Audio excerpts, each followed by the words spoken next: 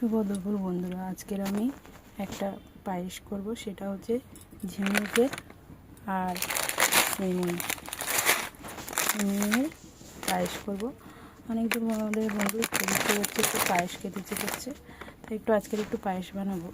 তাই জন্য নিয়ে নিয়েছি 150 গ্রাম সিমি আর ঝিনুক নিয়ে নিয়েছি 250 গ্রাম।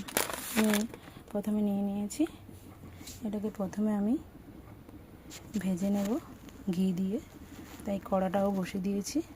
এই যে কড়াটা বসিয়ে দিয়েছি, এবার একটু ঘি দিয়ে দেবো। ঘি দিয়ে প্রথমে ঝিনুকগুলো ভেজে নেব, তারপরে আলাদা আলাদা করে ভেজে নেব, তারপর সিমেন্টে ভেজে নিয়ে তারপরে দেখো বন্ধুরা কিভাবে করি। এটা দিয়ে দিয়েছি, এবারে ভালো করে কড়ার সাথে নাড়িয়ে নেব। তারপরে দিয়ে দেবো সিমুইটা। প্রথমে এটা দিয়ে দিলাম, ভালো করে একটু ফ্রাই করে নেব, একটু লাল লাল করে নেব, যাতে পায়েসটা দেখতে সুন্দর লাগে আর খেতেও ভালো লাগে।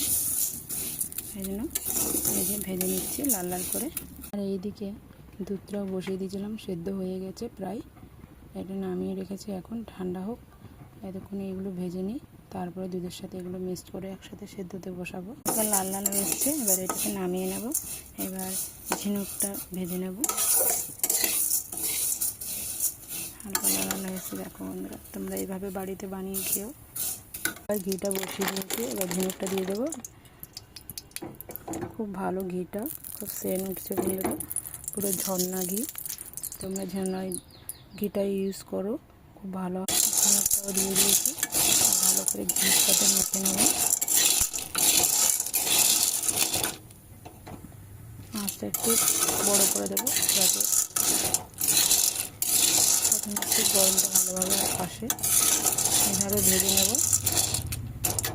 দেখো বন্ধুরা, ঝিনুকটা খুব একটু হালকা লাল লাল হয়ে এসছে, আর বেশি ভালো যাবে না, নাহলে পুড়ে যাবে।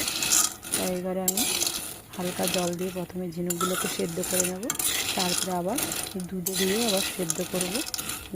তোমরা দেখতে থাকো। জলটা দিয়ে দিচ্ছি।